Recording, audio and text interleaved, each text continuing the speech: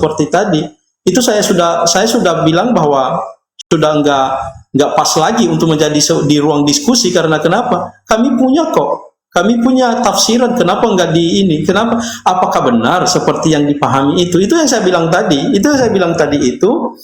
Itulah sebabnya kenapa ketika kami belajar tentang iman orang Islam, itu kami tidak berdasarkan pada pandangan kami atau pandangan orang-orang yang juga hanya berdialog kepada kami, tetapi kami mengutip apakah semuanya ini adalah merupakan seperti Ibnu Katsir itu kan sumber internasional yang digunakan oleh seluruh umat Islam di dunia ini.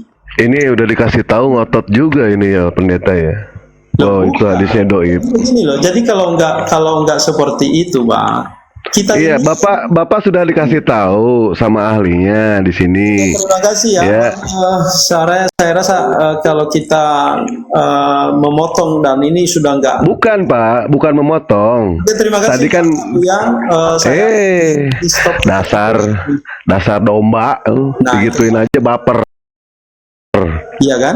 Nah, itulah Bapak baper, saya gituin, saya tegur. Nah, sekarang kalau misalkan toh ya, Allah tidak mungkin yang namanya mengutus nabi penyesat, itu tidak mungkin.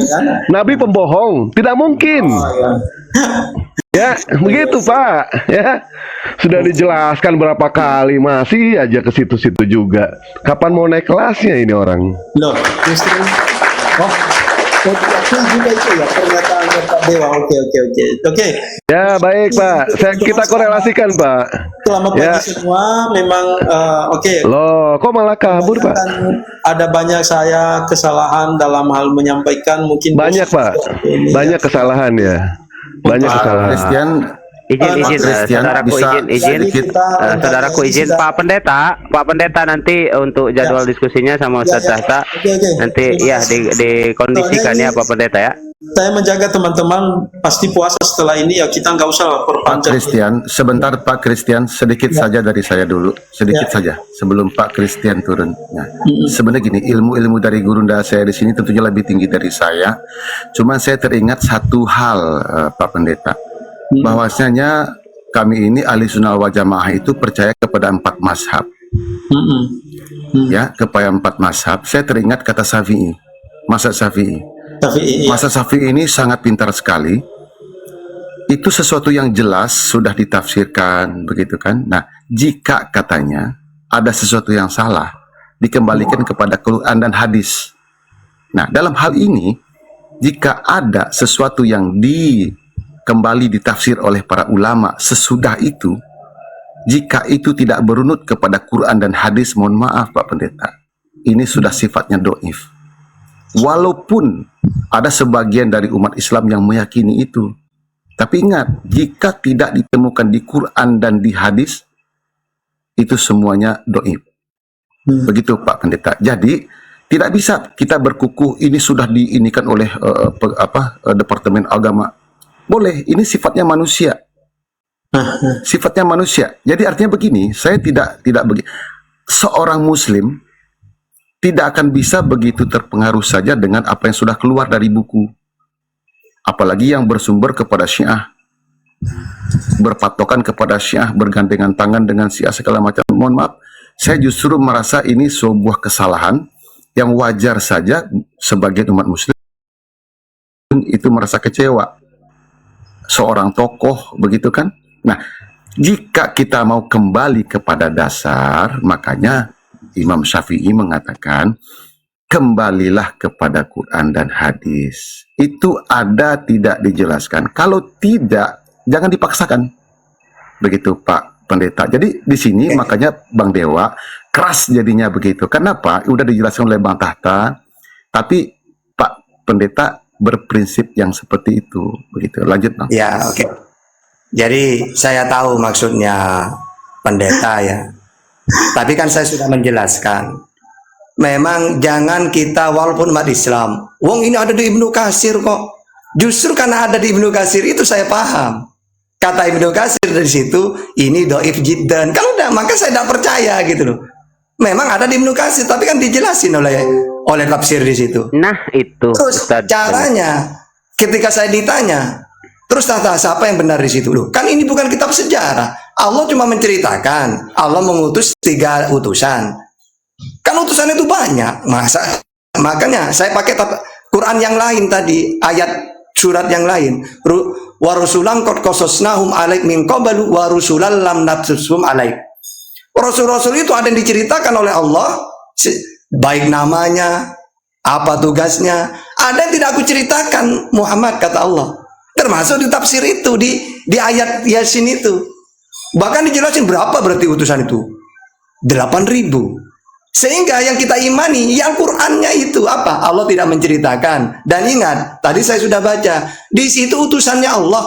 Ketika ada orang mengatakan itu bulus, emangnya bulus utusannya Allah? Kan gitu. Nah, sehingga apa yang dikatakan oleh Bang Isa tadi, ya benar itu. Kami itu patokan Al-Qur'an. Ya itu tadi Al-Qur'annya. Apa? Utusan itu ada 8.000. Berarti di situ tidak diceritakan. 2, yang namanya utusan diutus oleh Allah. Bulus enggak diceritakan. Tidak diutus oleh Allah. Bahkan diajarnya Trinitas, sedangkan Al-Qur'an tauhid. Makanya kata ulama dijelasin semua itu. Kenapa? Kok ini dhaif jiddan? Pertama, karena dia bukan utusan Allah. 2, tauhidnya udah beda ajaran akidahnya. Al-Quran, Nabi Isa semuanya tauhid ini kan diimani Trinitas, tidak nyambung. Nah, di tafsir itu jelasin kayak gitu sudah. Jadi kalau Bapak Pendeta mengatakan, wah saya tidak peduli, yang penting itu di tafsir Ibnu Katsir saya percaya. Kenapa sampean tidak percaya bahwa kata Ibnu Katsir itu jiddan, dhaif jiddan? Gitu. Jangan nanggung percayanya gitu loh ya. Dan ini sedikit saya nambahin lagi sedikit mungkin ya. Bentar Bang, sedikit lagi Bang, biar nggak terputus Bang, dikit lagi Bang. Untuk Pak Pendeta, ada lagi satu hal yang lebih mendekati kepada kebenaran, tapi justru terbantahkan. Contoh, di Quran itu ada namanya surat mutasyabihat. Di Quran dijelaskan, itu urusan Allah. Tapi kaum nafsirkan tentang surat yang bermutasyabihat.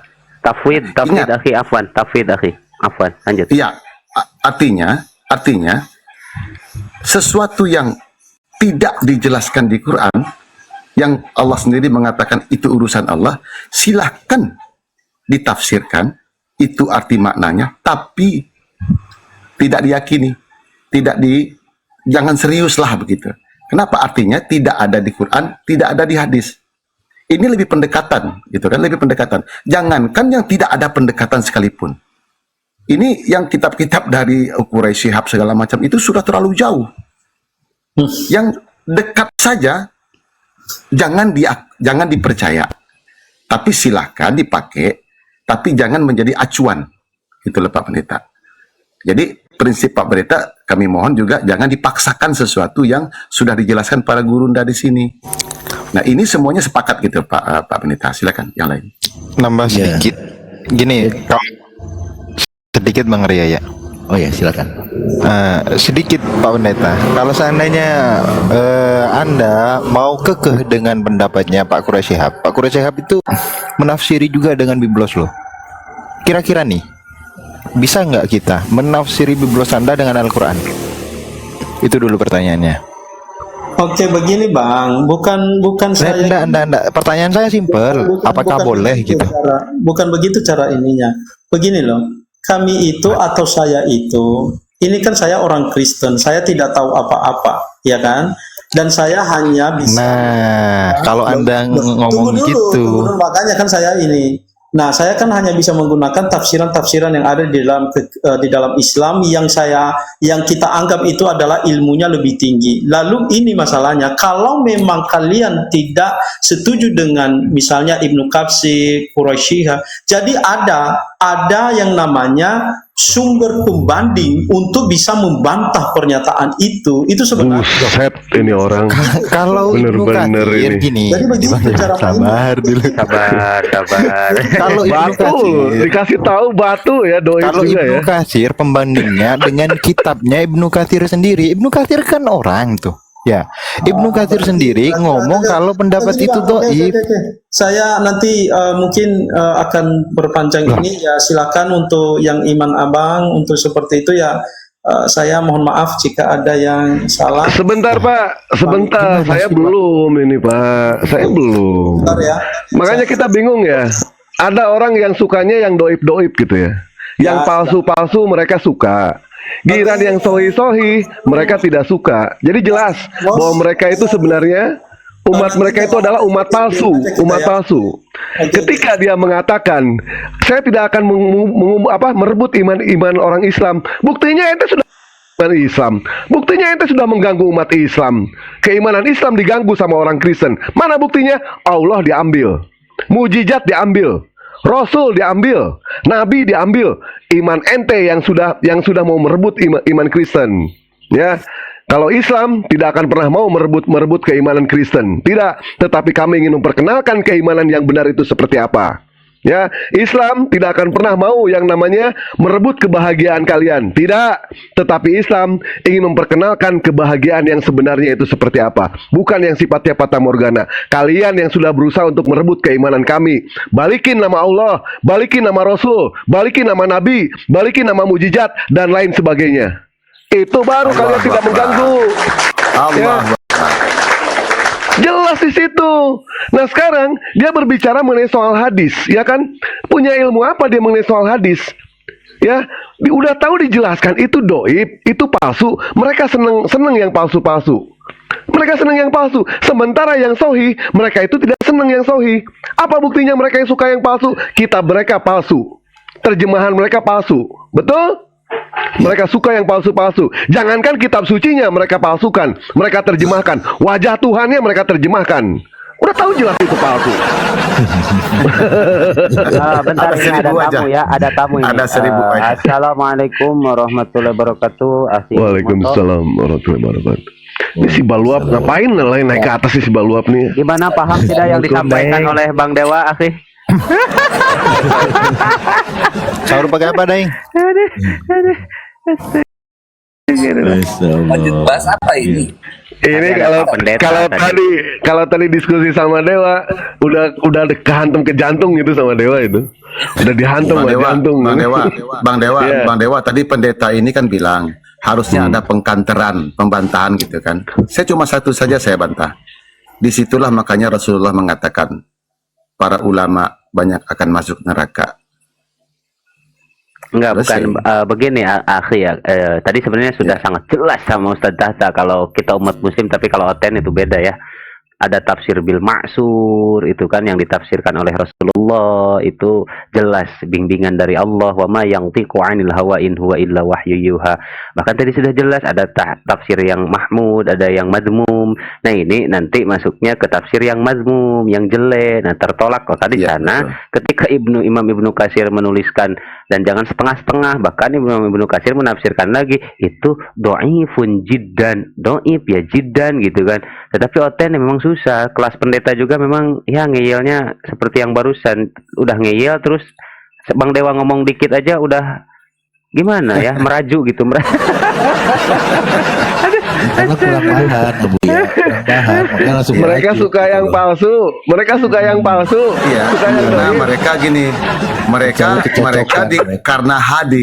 karena dihadirkan yang doif itu di kitab itu dianggap itu sohi.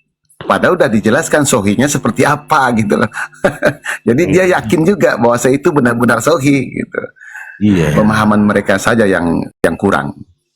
Iya. Iya, bukannya kita tidak menghargai Quraisy, bukan ya. Tapi memang ini ayat 13 sampai 29 itu pun menceritakan sebuah kota yang harus menjadi pelajaran penduduk Makkah. Jadi di luar itu nggak mungkin dibicarakan sampai ke Paulus, tidak, mustahil itu. Kita gunakan Nggak ada logika hubungan. saja. Kita gunakan Nggak ada logika. hubungan. Iya. Apa mungkin yang namanya Allah Subhanahu wa Ta'ala, Tuhan alam semesta, mengutus seorang nabi di mana nabi itu adalah penyesat? Mungkin atau tidak? Itu hal yang tidak mungkin, ya. Mustahil. Paulus itu penyesat, Paulus itu pembohong, bahkan Paulus itu pembunuh. Dan jelas itu di dalam ayat-ayatnya sudah jelas. Kalau baginda Nabi Muhammad SAW, apakah sahabat Nabi Muhammad membunuh? Kami mengakui pada saat berperang. Siapa yang dibunuh? Musuh-musuhnya Islam, musuh-musuhnya Jibril, musuh-musuhnya Allah. Tetapi lihat yang dibunuh Paulus siapa? Orang-orang baik. yang dibunuh. Iya. Oh, betul. Orang-orang soleh. Iya, orang-orang baik. Stefanus yang dibunuh, betul tidak? Betul. Dia menghalalkan segala cara, ya kan? Menghalalkan segalanya halal bagi dia. Itu jelas di dalam 1 Korintus 6 nomor 12. Terus, tetapi jika kebenaran Allah oleh sebab dustaku di dalam Roma 3 nomor 7. Masa ada seorang nabi mengajarkan dusta-dusta? Ini hal yang tidak mungkin. Mereka sudah kewalahan dengan Bibelnya, akhirnya mereka mengais-ngais dalam Al-Quran, ngemis-ngemis dalam Al-Quran. Sekali lagi saya katakan ya kepada oten-oten, kami tidak pernah mau mengganggu keimanan kalian, tapi iman kalianlah yang sudah mengganggu keimanan kami. Balikin nama Allah, balikin mujizat, balikin Rasul, balikin Nabi, balikin janda muda. Punya dewa itu janda muda. Kayaknya sahur pakai Kalau janda muda Bang Dewa semangat ya. Semangat. Makanya Dewa itu kalau ngomong jangan lama-lama, pasti ngawur gitu. Tapi mohon maaf nih Ustadz Tata, udah baca belum tafsir itu? Jadi Ada nggak yang Begini, berhubungan begini dengan- Kang Arya sama Ustadz Data ya dikit mungkin tadi Ustadz Data membawa korelasi di Al-Quran tentang warusulan qad qasasnahum 'alaika min qablu warusulan lam naqsusum 'alaik. Itu dipaparkan dikit Ustadz Data biar ada edukasi untuk saudara-saudara muslim. Silakan Ustadz. Ya. iya. Nah, itu saya juga baca di tafsir ya. Tunggu dulu.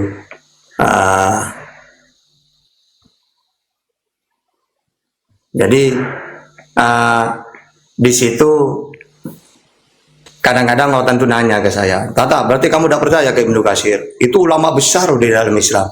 Justru saya menolak itu bulus karena saya baca Ibnu Katsir, percaya ke Ibnu Katsir, gitu saya. Apa kata dia? Doif jiddan. Kamu enggak, menurut kamu kan pemahamannya kalau ada di Ibnu Katsir harus diimani. Ya iya memang. Maka saya mengatakan itu bukan bulus. Karena doif jiddan kata Ibnu Katsir, tak gituin. Ya. Terus ada juga keterangan berpendapat gini. Terus yang mana yang benar itu?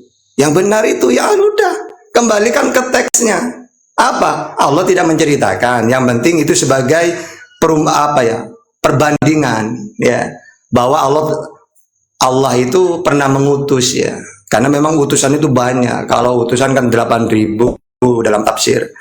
Warusulan qad qasasnahum 'alaik min qabl warusulan lam naqsusum 'alaik. Nah, di situ 8.000, yang 4.000 di Israel. Yang 4.000 lagi di luar Israel. Kalau Nabi itu 104 berapa? 24 apa 4 berapa ya? 124.000. 124.000. Nah, jadi apa? Sehingga di ayat itu tidak diceritakan, memang ribuan kok. Yang penting yang harus diimani isinya ayat Yasin di situ.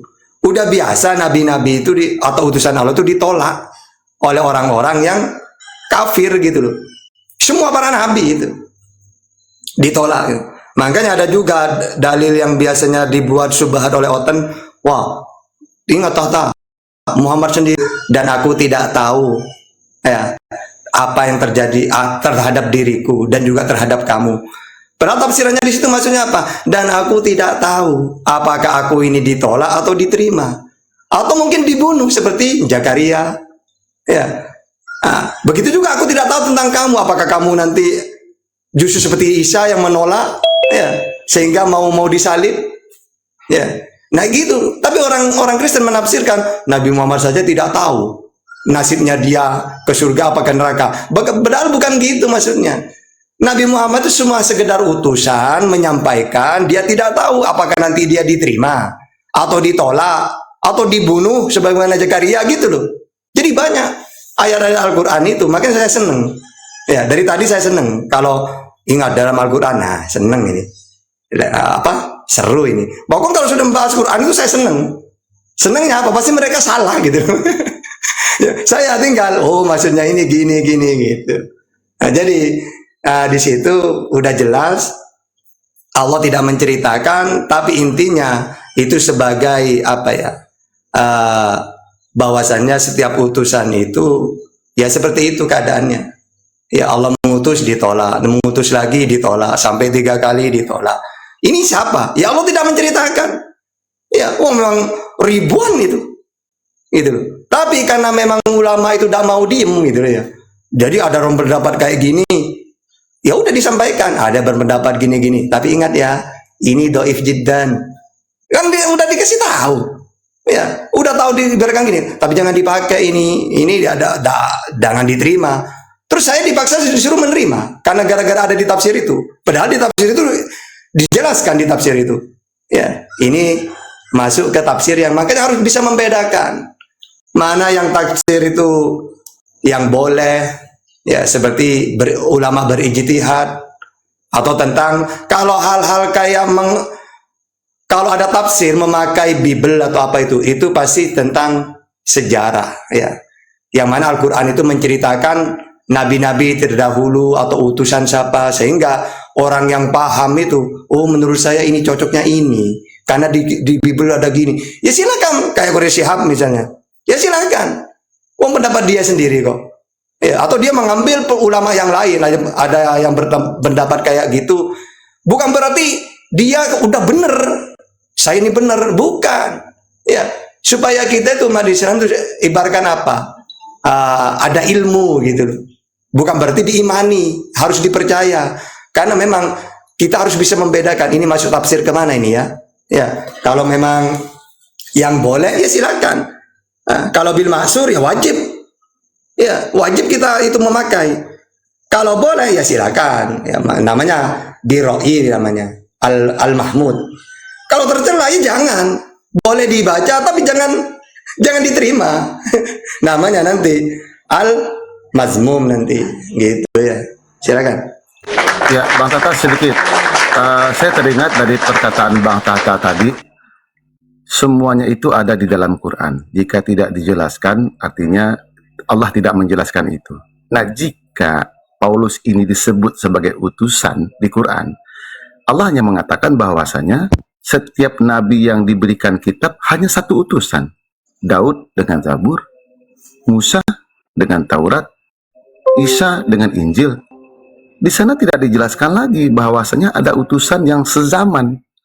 Kalau memang dikatakan Isa itu ada nabi yang sezaman, pasti disebutkan dalam Quran. Pasti itu. Artinya apa? Ada yang sezaman tapi tidak disebutkan.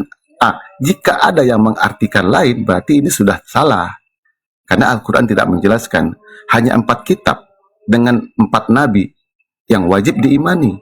Tidak ada yang lain lagi. Nah, jika pun si Paulus ini dikatakan sebagai utusan, kitabnya apa? Gitu kan? Nah, di sini sudah sangat jelas sekali bahwasanya yang sezaman saja hanya satu Allah mengutus, tidak ada yang lain. Lanjut Gurunda yang lain.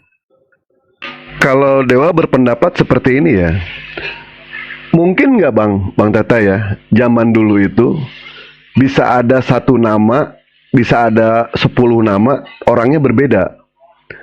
Mungkin nggak? Misalkan kita contoh ambil pahitnya aja. Di situ dikatakan sebagai Bulus. Apakah nama Bulus pada zaman itu cuma satu orang? Pada zaman itu. Mungkin Bulus mereka sangka itu Paulus, dan kita pun bisa menafsirkan Bulus di situ bukan Paulus tapi Bulus yang lain. Kan nama itu kan pasti ada kesamaan. Contoh nama deh ya, Kurios Moto, nama aliasnya Baluap misalkan, betul nggak? Kurios Moto. Wah, framing gara-gara pendeta ini. Andre, ini gara-gara pendeta jadi framing ini. Gara-gara Bandung ini, Balap Entertainment.